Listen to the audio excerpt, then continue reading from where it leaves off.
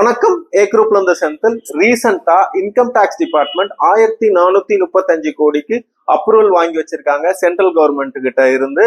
அதுக்கு fund allot ஆயிரும். இன்னும் கொஞ்ச நாள் எல்லாமே ஆன்லைன்ல வரப்போகுது. நம்ம வீட்டுல உட்கார்ந்தே நம்ம புது பேன் கார்டு அப்ளை பண்ணக்கூடிய ஃபெசிலிட்டிஸ் அவங்க கொண்டு வர போறாங்க. இப்போ 2 சென்டருக்கு தான் போகணும். ஒன்னு NSDL புரோட்டீன்ல போய் தான் நம்ம பிசிக்கலா போய் பேன் கார்டு அப்ளை பண்ணணும். இந்த புது சிஸ்டம் வந்துச்சு அப்படின்னா இதை இன்னும் கொஞ்சம் சிம்பிளிஃபை பண்ணிடுவாங்க. இது மூலமா பேன் கார்டு அப்டேட் ஆகும், அலாட் ஆகும், ஏஓ கோட் அங்கேயே பாத்துக்கலாம், ஆதார் பேன் லிங்க் பண்ணிக்கலாம், பேன் ரெக்வஸ்ட் பண்ணிக்கலாம், பிரிண்டும் பண்ணிக்கலாம். இந்த டிஜிட்டல் டிரான்ஸ்ஃபர்மேஷன் ஓல்டு மெத்தட ரீப்ளேஸ் பண்ணிரும். இன்கம் டாக்ஸ் புதுசா அப்ளை பண்றவங்களுக்கு சார்ஜஸ் இருக்காது. இந்த புது பேன் கார்டு அப்ளை பண்றவங்க சார்ஜஸ் இல்லாம பேன் அப்ளை ஆயிரும், பேன் கார்டு வந்துரும் உங்க மெயில் ஐடிக்கு. பிசிக்கலா நமக்கு கார்டு வேணும் அப்படின்னா 50 ரூபா நம்ம கட்டணும்னா அதுக்கு நம்ம வீட்டுக்கு டெலிவரி ஆயிரும். இதுக்கு ஒரு ஸ்பெஷல் அப்ளிகேஷன் இருக்கு. இன்டர்நேஷனல் கிளைண்ட்டுக்கு 15 rupees plus delivery charges, postal delivery charges charge பண்றாங்க.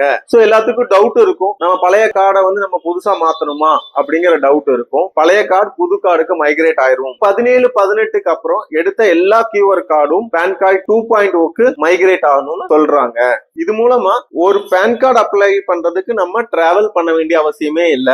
இது மூலமா நம்ம வீட்லயே உட்கார்ந்து பேன் கார்டோட இமெயில் கரெக்ஷன் அப்டேட் எல்லாமே பண்ணிக்கலாம். இதை போன்ற தகவலுக்கு நீங்க ஏ குரூப் சேனலை பாருங்க. நன்றி, வணக்கம்.